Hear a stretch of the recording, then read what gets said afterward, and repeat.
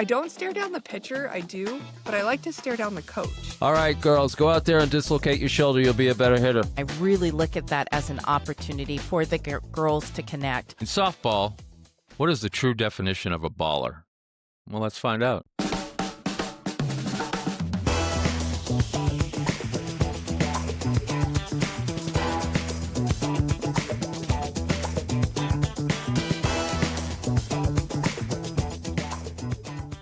Welcome to the DSPN Softball Central Podcast, your comprehensive look into the world of fast-pitched softball. So from locking down the infield to ranking top 10 in program history for career home runs and knowing what it takes to perform under pressure, our next guest, Jaymee Lawton, knows all about it. How you doing, Jaymee?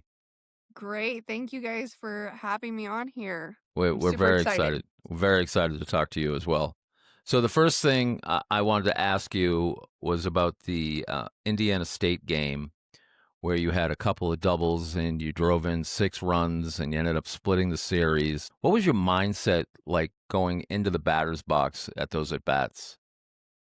I remember that one super well. It was my senior year. We were not having the best season. So it was all about just finding the little things and like trying to get wins when we can. We had already lost a game against them, and going into this second game, I was kind of just like feeling loose and just like trying to get things moving. I had bases loaded my first at bat, and I was getting it deep into counts. I also have this thing where I'm like, I don't stare down the pitcher, I do, but I like to stare down the coach.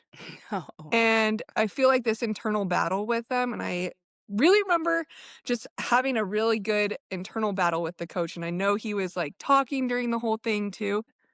Getting my first double, clearing the bases, and giving our little O that we always did when we got our doubles. That was super exciting. And then to go up again, another deep in the count, super long battle, everything, and taking a shot to right center field. And I have this picture, and I remember it because they ended up using it for my senior portrait, which was super fun. And it wasn't even a home run. It was just a double. And, you know, scoring 6 out of the 7 runs was just super fun on my end. That is awesome. What a great feeling, though, to know that you drove in those 6 runs, completely helped win the game. That is amazing. I really like also you're talking about the mental game, and I think that's one, we've talked a lot about that in this podcast and the time that we've been doing it. It's just really the mental game and how that can change the game and change the game for a player. So that's really awesome. This episode is sponsored by Ryan Contractors. RCI is celebrating 14 years of being your commercial construction general contractor. Visit their website at rciamerica.com for more information. Well, thank you, Samarra. All right, so how did you get started playing softball? Well, actually, can I interject here first? Absolutely. Mm-hmm. So I don't think we talked about this before, but your mom and I played high school softball together, which we just recently found out, which I think is completely hilarious and just awesome. And, you know, my teammate, your cousins with them pretty much. Yeah. Yes. My second cousin was one of your teammates in travel softball, was it? Mm-hmm. Yeah. Still one of my best friends. That is so awesome.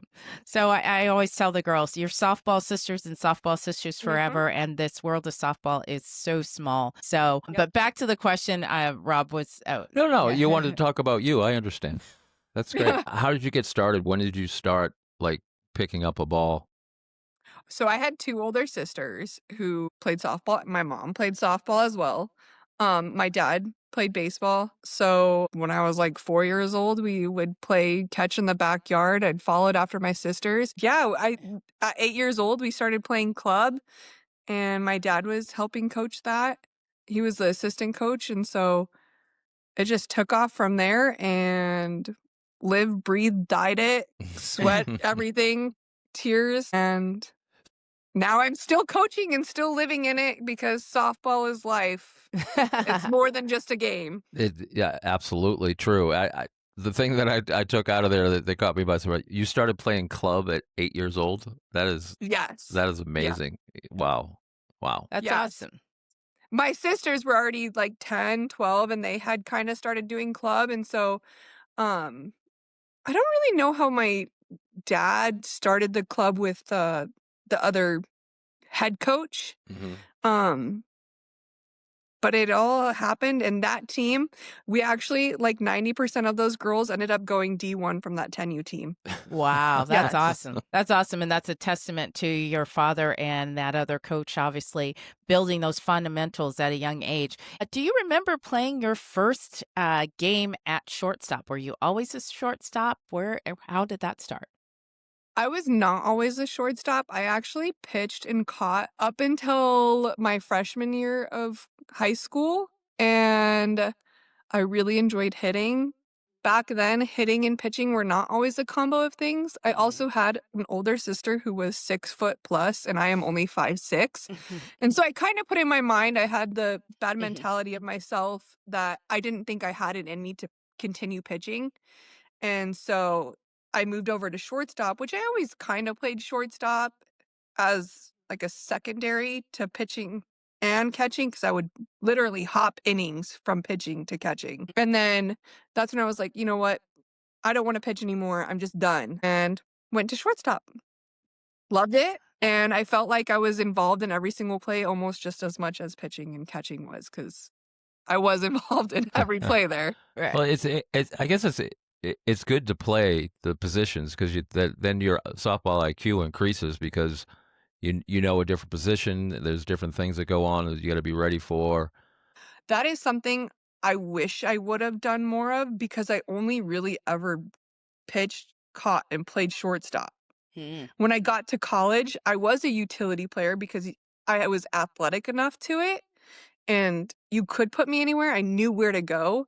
I just didn't have the readings of what right field looked like versus shortstop and, what first base is kind of versus shortstop. I knew how to play it, but I don't think I was as good as what I could have been if I had practiced and played more positions than just those three, to be honest.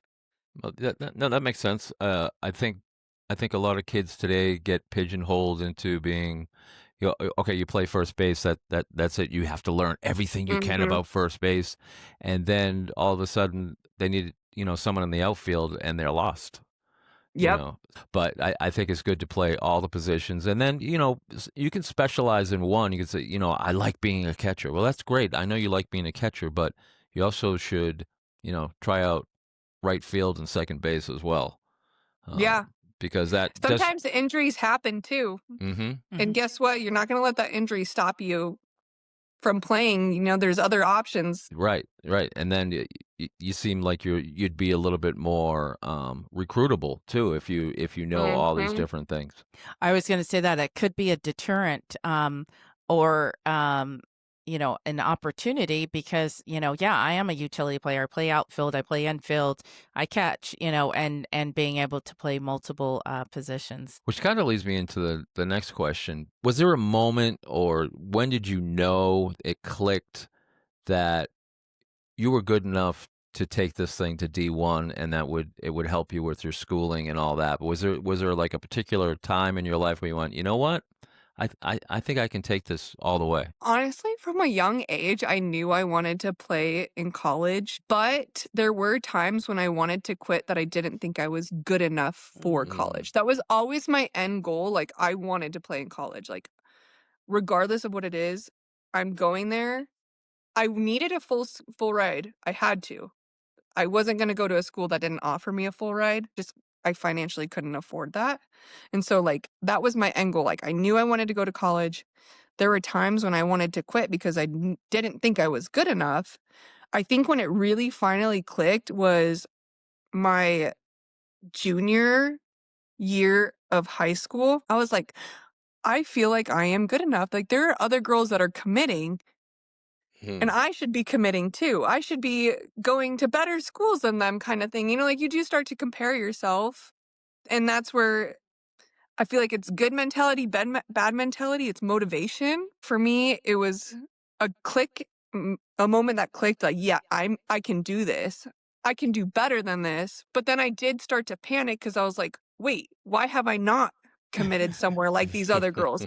And so I did end up taking my first ever offer right away, which I kind of wish I would have waited a little bit longer. But it all worked out in the end of everything. You played D1 softball at both Utah Valley University as well as, you told me the pronunciation, Valparaiso. Valparaiso University. Can you describe the difference in the program culture or playing style between a WAC and MVC and what the transition was like for you?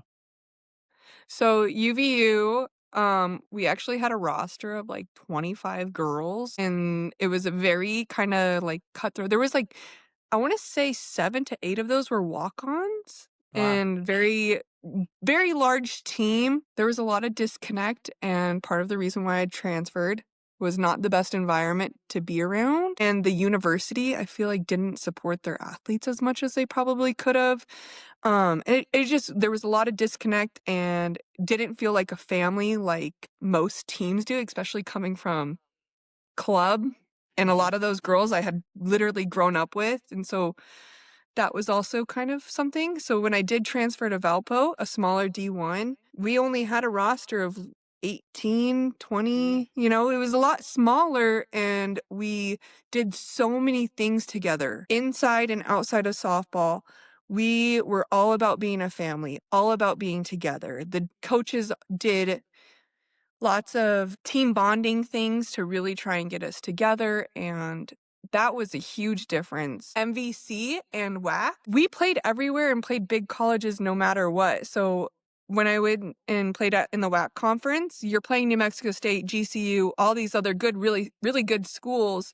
You're also going to Mary Nutter Classic and playing Army and Oregon, and we even went to Hawaii. And then when I went to the MVC, we were also in the Horizon League before. So we were playing Cleveland State, UIC. Some of those are a little bit smaller colleges, but we're still exploring and seeing other things. But then we went to the MVC. We're also going to play against Alabama and other tournaments during preseason. So regardless of whether we played like a more elite conference, we were still playing elite D1 schools as well during preseason and stuff. Yeah, that's very cool. I'm like being able to go to Hawaii, and I know, get off script here, but we are so looking forward to the Mary Nutter tournament this year. We are so excited. Can't That was wait. one of my highlights of actually playing at UVU. When we went to the Mary Nutter Classic, there is just softball everywhere. Like, if you love softball, go to that tournament because there's fans everywhere. You look left, you see Washington. You look right, you see UCLA. You have Long Beach State. We played Army, and I remember that one being a really tight and exciting game. And they were tough. They were very scrappy. There's just like, you come across other different schools that you're not used to in your conference in any preseason tournaments, and it really opens your eyes to like, oh, well, this school usually practices inside because it's snowy, and they hit the crap out of the ball. Oh, really? And then you have other schools that are like, oh, you definitely get your defense work in, Because so they're there's outside. You also mentioned bonding, which is my co-host's biggest, most important issue when it comes to the girls and the teams that we've been involved with. She's big on the bonding, and it's not that I'm not big on the bonding. It's great, and I've seen it pay dividends when the girls are, friends, and they know a little bit about each other, and they're not just softball players constantly all the time. So bonding, that's a huge deal. I see it as the greatest opportunity, and I really look at that as an opportunity for the girls to connect and have each other's back. Bonding takes a step away from softball and makes it so much more than just softball. When you just create a game of just sports and softball, yeah, you don't need it to make it successful and have fun. But like, for instance, you look at the MLB, it's a very individual sport. Who makes more money? Who does that? It's not as enjoyable to watch rather than you see girls out there screaming their heads off and cheering each other on because they literally love the person and love the team. It becomes so much more. You see girls go completely berserk on a sacrifice bunt like it was a grand slam, Mhm. and I Mhm. love that. And if if a girl gets a walk and she gets on base, the dugout's going bananas. And the other thing that I love that I think all girls at the levels coming up, from 6U, 8U through club is that if you just turned on the TV and you looked at either one of the dugouts, you would not be able to tell who's winning and who's losing because they could be Mhm. down, like almost getting run ruled, and they're still out there fighting and screaming and yelling like they're gonna run rule the other team. I love that. Yeah. And the reason the reason I was laughing is I love when you say opportunity because it goes right into the salesperson, because and it's true, everything's an opportunity. If you look at it Yeah, it negatively, really is. you turn it into a positive, and it's an opportunity. So it just gave me the giggles a little bit. So I apologize. I wasn't laughing at you or making fun of you. Mm, hmm. I'm We'll sure talk about about it this later. later. I'm sure we will. I'll get the blankets for the couch. When you arrived at Valpo, you settled in at starting shortstop. What were some of the biggest challenges that you faced being such a demanding position as shortstop? And so what was the rewarding about it as well? Once I had finally decided that, like, shortstop was my position, it was kinda like, "I'm owning this, and no one's gonna stop me," and that meant I played very aggressive, and with playing very aggressive comes injuries, and I never really had injuries growing up. My first practice with Valpo, I dove for a ball, was playing so good, everything feeling so excited to, like, show off, and I actually dove, and my finger got caught into the lip of the grass and the dirt, and I Mhm. tore the ligament along my finger, and I feel like right after that, things just started happening, and so I really had trouble throwing the ball, and to this day, I still have trouble grabbing, but I ended up recovering from that and still pushed through and obviously was still a starting shortstop. No one would have known that I had a hand injury, and then as that went on, I actually took a pitch to my shoulder and it dislocated and was going through that, and so I also had to be really mindful of colliding with players because my shoulder dislocated all the time, it would pop out. I ended up having 2 torn ligaments in there and never did any, like, surgery or anything until after I had graduated, but I played with a shoulder brace on, and that was a really hard challenge. I also jammed my ankle into one of the bases when I was running and would play in games with my ankle taped, and then as soon as the game was over, I would wear a boot anywhere I would go because that was the only way I had time to rest. So I never took any breaks with my injuries. That was really challenging and hard on me at shortstop, and it started to take a toll as I got to my senior year. I really started to struggle, I wanna say, and I did start to have more errors, but I feel like that wasn't necessarily my fault as I wasn't allowed the time to rest. Mm. And Mhm. I was kinda guilt tripped like, "Well, you're either gonna play or, like, do you want a red shirt?" Well, no one wants a red shirt, they wanna play, and so I feel like that was never even an option too, and so I never rested, and that was something that was really challenging and hard on me. But what was so rewarding is just being a leader, especially as a sophomore and a junior, like, people looked up to me. People came up to me for advice and for changing vibes on the field and taking control of the field. I was young, but I was a leader. I was a captain, and that is something that's really rewarding. That's really amazing, and I know, like, when recruiters or head coaches are looking for players, they start with the middle of the field up and, Mhm. center fielder, shortstop, pitcher, catcher, and it sounds like you, even though injured, worked through those injuries and was very successful, which goes into my next question is, as an infielder, you consistently posted high assist numbers. So obviously you were injured, but yeah, you made the most of it, even leading the Horizon League in 2017 with 171 assists. What Mhm. drills or mental approaches do you credit that level of defensive consistency? I would have to say the endless amount of hours I spent with my dad and how many tears we probably ended Oh. practice with. But, gosh, defense was just so much fun. I just felt very free. I dove a lot. I had a lot of range, and I think something too that prepared me is my club coach, Kara Bren, who was an ASU All-American, everything there.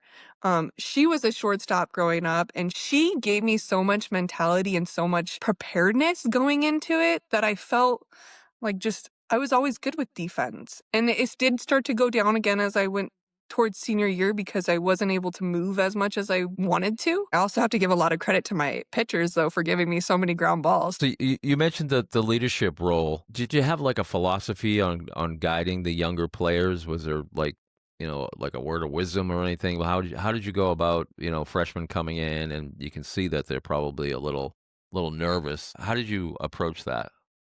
I'm not gonna lie, I think I was kind of like somewhat of the meaner leader. I was a good positive leader, but I took the game very seriously. It was like, I love the game so much. You should love it just as much as me. So whenever I like kind of took in like the freshmen or things, it was always about bonding and like, hey, you need to come to our house and come, let's get to know each other. And I feel like that's always how you get comfortable with each other and learning to lean on them. Like when you make an error or whatever it is, it's because you trust that person inside and outside of the game, and so it's easier to come to them. So, as a leader, had a lot to do with what I was doing outside of the field. Am I being there for them, whether it's to help study for something or we're making a team dinner or whatever it is during morning workouts? Are we all caravanning together, making sure that we're there on time?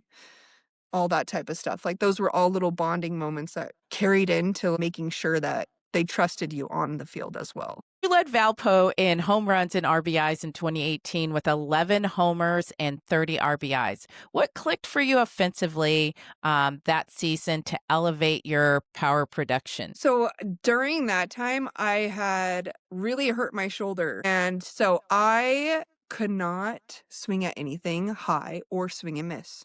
My Uh-huh. shoulder would dislocate. And so what I took to it is I find my one pitch, and that's my pitch. And when I go to swing, I'm swinging for it. And honestly, it opened my eyes to so much more because I saw the ball like a beach ball. I'm zoning down. I'm looking for what I want, what I can hit. And that was it. I And love that. I I bet love serious. that. I can't. You can't swing high. I can't swing I and literally, miss. I was like, I can't swing and miss. And I can't swing at any high pitches. And so I was like, well, one, my arm would literally pop out and in during my at bat, so I would have to call timeout. I'm like, we're gonna zone down, we're gonna find that ball, and that's my pitch. I don't mean It to worked laugh out at though. you, but I'm almost crying That laughing no, that is because way to make an injury be an advantage. an And that, opportunity, right? Yeah. My God. All right, girls, go out there and dislocate your shoulder. You'll be a better hitter. Come on. Yeah. I know. Hey, Is you know that the what? message you're giving? No. Yeah. And I'm like, it really helped me so much. Like, it was terrible that it happened, but it really worked out because I knew what I wanted and what I was gonna get. That was mine. That is that is awesome. that is the quote of the century. I love it. Can't swing high, can't miss because I'll dislocate my So shoulder. I'm looking for my pitch and my pitch only. And clearly you would Yes. drive it because 11 homers and 30 RBIs. Talking Okay. about being disciplined, but then having to be disciplined because if you're not, then you're gonna hurt yourself. Yes, that was exactly it. I can hear like the announcers now. Wow, she's really disciplined up there. There's some close pitches she's not swinging at. That's awesome. I just literally couldn't.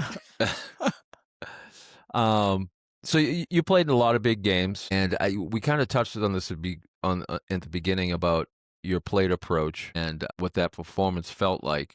Can you elaborate on that any more? Like Yeah, like approaching the plate and just like what my mentality was yeah, during like it. did you have like a pre-shot routine? Did you have a favorite walk-up Yeah. song or? I used to have favorite walk-up songs. I always made them kind of silly. It didn't really like that was not set in stone for like me. It was what I did on deck. I was huge on making my swing count because, like I said, I Oh. literally had limited times of how many times I could swing. So I didn't really swing much on deck, but what I did is I really watched the pitcher and I timed her. I always counted, I always created beats in my head. I wasn't just like, now, now. Like, I see that so often nowadays that people are like, "Oh, yeah, just watch the girl." No, you have to time them. That was Mm. something I took really serious as, like, that's my time on deck. I'm paying attention and really watching the pitcher. I always kept track of how many first pitch strikes the pitcher was throwing and if she threw off speed and how often she did. And I always paid attention, was she a low or a high? Because that dictated where I was going to stand in the box a lot too. So I was preparing right on deck and there was nothing ever like, am I thinking about my swing or whatever, anything like that. And then right before I would go, I'd walk up. I always made sure to hold my bat in the sweet spot as I walked up to the plate. That was like huge for me. It was like, I own this sweet spot. I'm warming it up. I'm going to Wow. use it into the box. And Whoa. so when I walked up to the plate, I didn't watch the pitcher. Again, I watched the coach because I knew he was calling the signs. I'm like, hey, bring it on, coach. Let's do this. I love it. And then I would pay attention to my coach. He'd kind of give signs, but most times it was hitting. I would drop a bunt every so often if I really wasn't feeling good, but then I would turn and face the pitcher. I always made sure to make eye contact. I always did like a little point towards the pitcher too, like as cheesy as that is, it just helped me like, hey, this is going on. Wait, pause before I get into the box. I actually used to swing as hard as I could before because it got my jitters out. It's like, I'm swinging 1,000% in this box. Here we go. And then I would step in. I'd kind of like make sure I'm eyeballing the pitcher and I always faced her. That was kind of like game on. Now, there was a couple things that I would say in my head. I always wrote on all my gear, have fun. Oh. I took the game very, very seriously, sometimes too seriously. I had have fun on my visor, literally on my shoes, on my batting gloves, anywhere I could see it, I wrote have fun. And so I would tell myself that, have fun, and then I would say a couple little bad words and I would say own it. I love And it was it. just, to me, it lit a fire in me. It's like, let's own it. Own the pitch, whatever it is. You watch a pitch down the middle, who cares? Own that. That wasn't yours. You watch a ball, not yours. Own it. You swing and miss, that's fine. Own it. And that was just something that I always have fun and own it. That's perfect. That is all perfect. I love the have fun. So you're not forgetting, while you're playing the game is to have fun. Mhm. And then the stare downs. And I holding it love in the that. sweet spot, I'm like, Yes. yeah. Yes, that Yeah, is I just feel all like it good gives a stuff. different, it shows an aura, a vibe, and it's like, oh, she's coming to play. Even as a pitcher, you're probably like, oh my god, this girl's so annoying. But like, I'm already in your head because you think I'm annoying. Exactly. I really think so many players will benefit from this content that and what you're talking about is so awesome. I can guarantee you, whoever listens to it is going to hold their bat in the sweet spot when they step up to the plate. I never walked behind the catcher either. I always made sure that wherever the catcher was, I waited until she got past home plate because I always walked in front of the plate. I That was love it. I owned the field. Psychological. Yeah. That is mine. That's so awesome. I love it. Well, you'll be watching these girls in a couple of years, and when they walk up to the plate holding the sweet spot, you go, yep, they listen to the podcast. You are 10th in Valparaiso program history with 21 home runs. Is there one home run that stands out as your favorite or most memorable, and why? I would have to say a lot of my home runs, yeah, they were, good and exciting in the moment. I remember them. The most memorable would be when I was at Valpo and we played in a tournament at GCU. And I'm from Arizona. And so I think the best thing, I actually hit 3 home runs that tournament. And against Princeton, against GCU, which was the one run that we scored. I can't remember the other one, but I remember there because it was just really fun to score or, like, hit a home run in front of my family, especially when Oh. I'm missing them and to be able to do good in front of them. And I remember having a really awesome weekend that I think those were my only hits were the home runs actually that weekend, and I would say those would be my most memorable, hitting it in front of my family. Your freshman year at Utah Valley was your first taste of D1. What is the biggest adjustment you had to make going from high school and travel ball, where you were player of the year, to the speed and intensity of college softball? That was really tough, to be honest. I did not have the best freshman year. I think part of it is I was such a starter going into club and high school and everything like that. I went to my freshman year of college and they didn't even put me at shortstop right away. And so I had automatically been like, "Oh, they don't think I'm good enough." And then things had started to go down from there, but I was still playing. I was still doing okay. And then I just felt like the family that you had created with your club team and all that stuff was not there as much my freshman year. And so that was like a really big adjustment because I felt so alone Mm. and like trying to face and fix my own problems. I didn't feel like my coaches were there and attentive as much. Did I feel like the drills were any harder? No, I felt like I was prepared. I just think I could have put in more time by myself my freshman year, and I just didn't know to do those things. I didn't know it was okay to go hit in the cage during off time and all that stuff. So it was learning to take initiative a little bit more and um have more conversations with your coaches too, because there was sometimes I would ask my coach like, "Hey, what am I doing wrong?" And they'd be like, "Oh, well, nothing."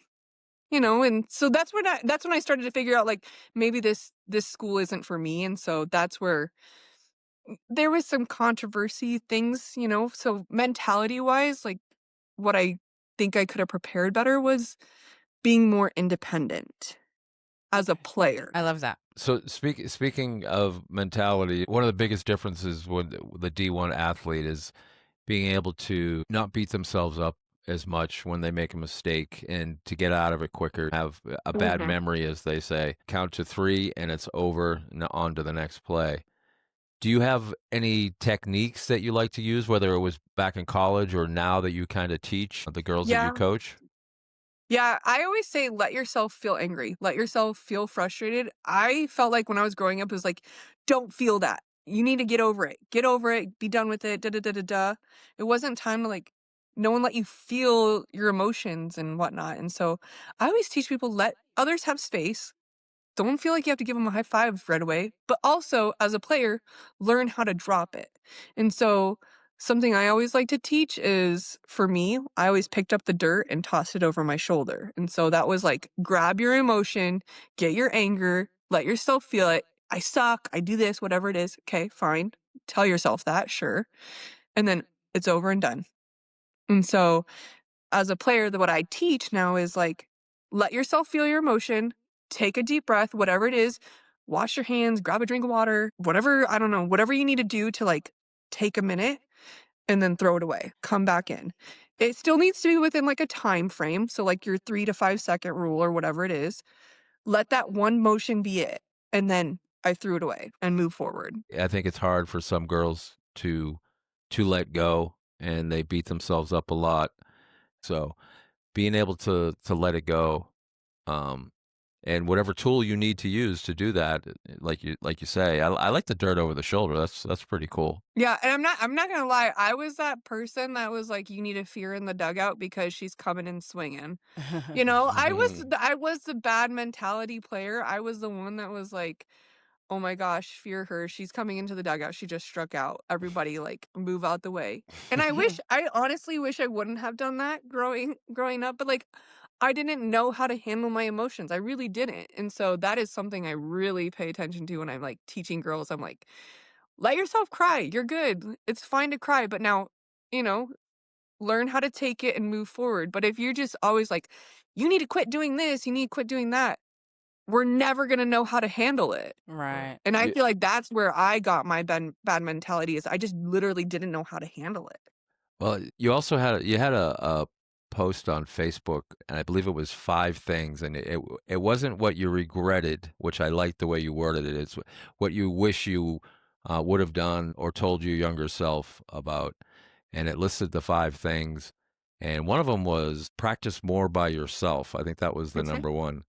Can you run through those 5 things quickly and just kind of touch on them because it was fascinating to read?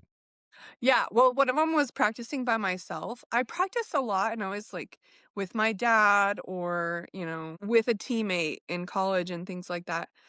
I feel like I could have found so much more peace in myself if I had just gone into the cage and like hit off the tee. There was a couple times in college when I finally did and I was like, I just needed a break from everything.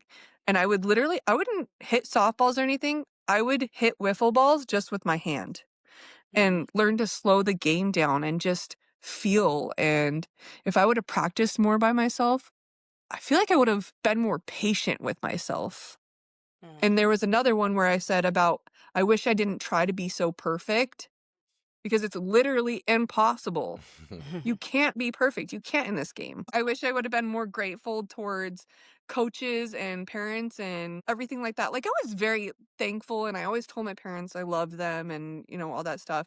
But I feel like I could have given coaches a little bit more um by not hating them so much, I feel like. You know what I mean? Like there's no matter what, you're gonna hate your coach a little bit. That's just part of it. But I wish I would have been like, you know what? They didn't necessarily need to be there. My club coach didn't necessarily need to be there. She wasn't being paid very much, but she did, and she put her heart and soul into us. I could have been more grateful and thankful, and like I feel like I could have showed her more. And my college coaches, they were paid to be there, but they also paid me to be there, And could I have been more thankful and grateful and done more things for them? Especially my parents too. Instead of fighting them so hard during practice, like to go and practice, it's the fact that I got to go to the practice. Can you tell us more about the have a day training that you're doing? I actually started coaching in 2019 when I had just graduated and I had actually gotten shoulder surgery finally. I hated coaching. I hated it. Took I took the game very seriously, and so when I went to coaching, I thought these girls would care about playing as much as I did, and wasn't getting that. I ended up taking a break. Um, I was kinda on and off with coaching. I wasn't finding my love for it, and after I had my 2 boys, I was like kind of a stay-at-home mom, I was like, "You know what? I miss softball. I miss it. I need it. Let's get back into it." It started out with just 5 to 10 hours, but I wanted my experience this time with coaching to be more. I was like, "You know what? I'm a different person. My talent-wise is still the same. My mentality for it was completely different." And so I was like, "I wanna start something that's more than what just coaching was." And so that's when I came up with Have a Day, and Have a Day to me was about Um, I used to say it all the time, like, "Have a day, kid, here we go," things like that, and it was about just going out there and doing your best. Whether you had a good day or a bad day, you went out there and you had a day of performing, of doing something.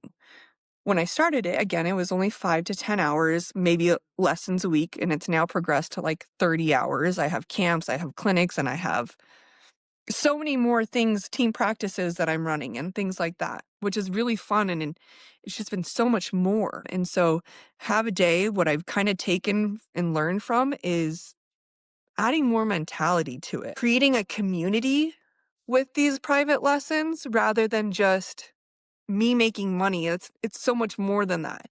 It's not about me also making an elite player. I'm building a person. And that is what changed. Is I felt like in the beginning, I was like, you need to be elite. You need to do this. This is how you do it. And follow me. Now I take it where I'm like, yes, we're going to make you elite, but I also want you to be happy with who you are and how you're developing as this person and player. We're going to love the game. We're going to love softball. We're going to have fun doing it. We're also going to respect it. And so Mhm. that's where I've really transitioned and made Have a Day, having that reward of like, more people are coming and like what I'm doing and knows that it makes me know that I'm doing something right.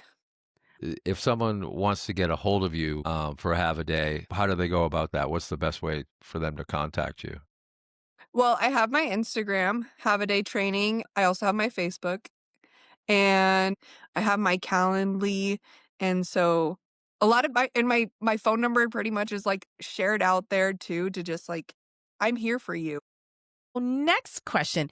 You earned the Pacific West Region Instructor of the Year honors in 2025. Tell us how that felt and where do you have that sweet bat? Where do you Yeah. Where's that It sweet is bat store? currently in my garage. What? I That's haven't done no. anything with it, but uh, you know, honestly, it's not possible without all my players and all the parents. So it's just, again, it's just like that's the reward and reminds me of like, oh, people really do support me and like what I'm doing. And it gives me more motivation to just do better for them, making sure that I'm giving my all to each player that comes because I try to keep each individual separate. Like you are different than every single player, but Well, all I'm thanks to them. family members.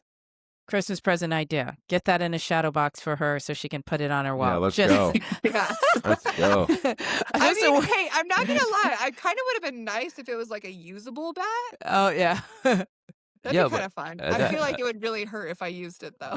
that thing is pretty. It's sweet. Also, going back to the Facebook, because not that I was stalking you. I was or- just going to say, I- our research kind of seems like we stalk people, but it's our job. But we had talked about it pre-show a little bit. But you made this video to 3 sets of people. It was the coaches, it was the parents, and it was the players. And you made it in your car, and I could tell you just needed to get this out. Mhm. Can you touch on one thing from each group that you talked about, because it was fascinating. So yeah, there are just some days where it's like one lesson after another. It's like the same issue, and I just, in order to show everyone, because a lot of the players that I work with, they also follow me and they love the videos. Sometimes I'm like, they are rants, but to put it in, it's like, coaches, let yourself ask for help. Let yourself get other opinions because sometimes if I'm having a player that's struggling and I'm like, I'm running out of ideas of how to get her to feel what I need her to feel or to think the way I need her to think, I'll reach out to whoever it is I need to. I'm going to put myself aside because it doesn't matter to me. I don't play anymore. It's how can I get her to play better? Put yourself aside, do what's best for the player. Ego, done. You don't matter. Parents, it was like, I think that was the recruiting thing. It was like, let your child play and let yourself have enjoyment as well too. I think that was something that I had said. But as for players, it was like, let yourself play bad. You are not going to know that you play good if you don't ever do bad. If you're only ever, how good could you have been without a little bit of failure? And that's where it comes to like giving 110%. Even if you swing out of your shoes or whatever it is, let yourself try. If you never try, you never know. And that was something. And it was like, just just pay attention. Let yourself do things. All right, so we're going to take a quick break, and we're going to come back with what we call the 7th inning walk-off, and we'll be right back.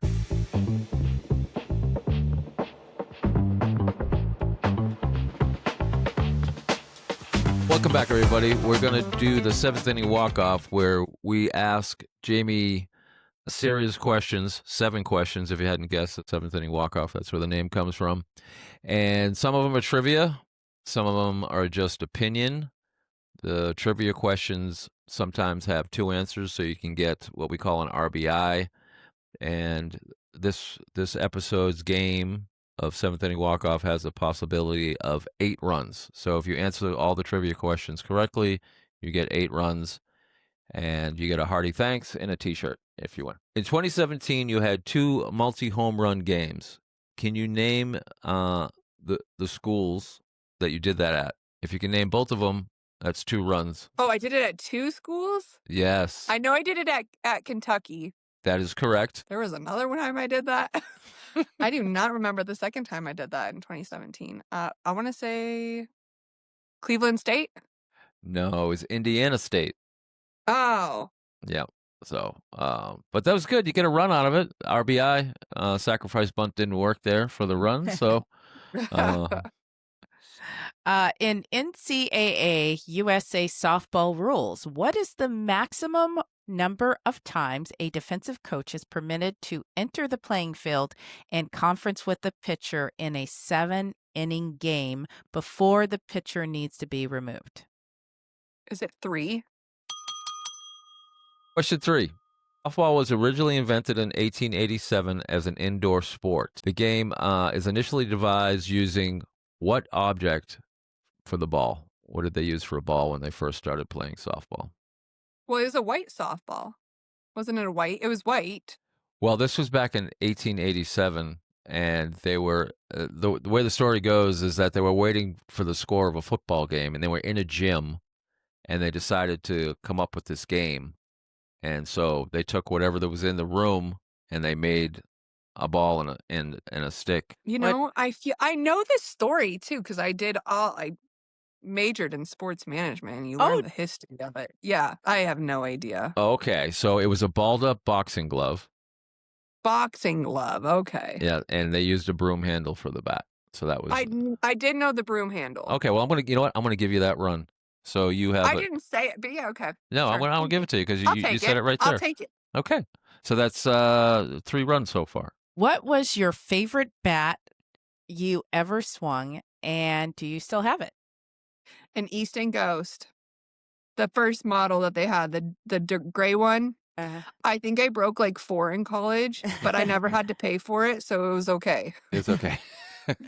I made sure when I graduated that I took the bat home. Do you still have it? Is it out next to your award bat in the garage? Yeah, no. I don't know what I did with it.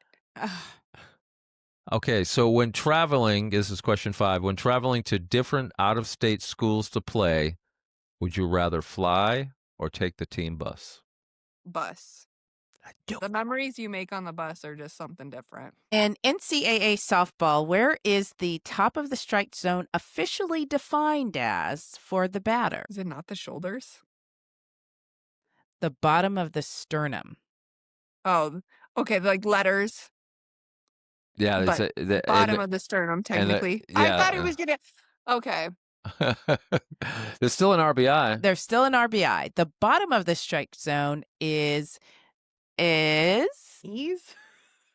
the bottom of the strike zone is the top of the knees. All right, last question, question 7. In 1996, when softball was played in the Olympics for the first time, USA obviously took the gold medal. But who did they defeat and play in the gold medal game to get that gold? Australia? It's a good guess. Japan? Another good guess. It was neither of those? No. Oh, I have no idea. China. It was China. Oh, China. Yeah. But that my was good. goodness. You did pretty good. You did pretty good. Yeah, that was we got 3 runs out of a possible 8. That's okay. I Hey, thought she got more than Hey, that. one run scores a game. That- Wins a game. that's all One you run need. wins a game. One run. I love it. I love that Absolutely. mindset. Jaymee, well, it has been such a pleasure conversation with you, learning about your process. I think the one point that sticks with me the most is your mindset stepping into that batter's box. I love everything about it. Where you hold the bat, staring down the opposing coach, Not walking behind the catcher. looking at the pitcher just to let her know you're here to do damage. Getting in the pitcher's head for Yeah, sure. I just love everything about it. So I really appreciate your time. You guys don't forget, if you're interested, have a day training out of D-Bats in Avondale, Arizona. Any last we go. thoughts for you, Robert? There you go. Oh, good. Nice. Show that again. Let me see that. Have a day. Yes. Awesome. Yay. No, I just all the insights. I love the stuff you post on Facebook. It's very insightful. It's worth listening to at least once, if not 5 times. I know you do a fantastic job with Have a Day training, and I really wish you would find a place to put that bat that they gave you for that award, because that thing's pretty sweet. So again, thank you, Jaymee. You've been great, and have a great rest of your week. Thank you guys. Thank you guys for having me on, and I loved it. Awesome. And I hope you guys are booming from here and everything. Can't wait to see the other episodes. Awesome. Yay. Remember, everybody, you can find us on www.dspn.online. You can also find us on YouTube, Facebook, and Instagram at DSPN Plus. Like, subscribe, and follow.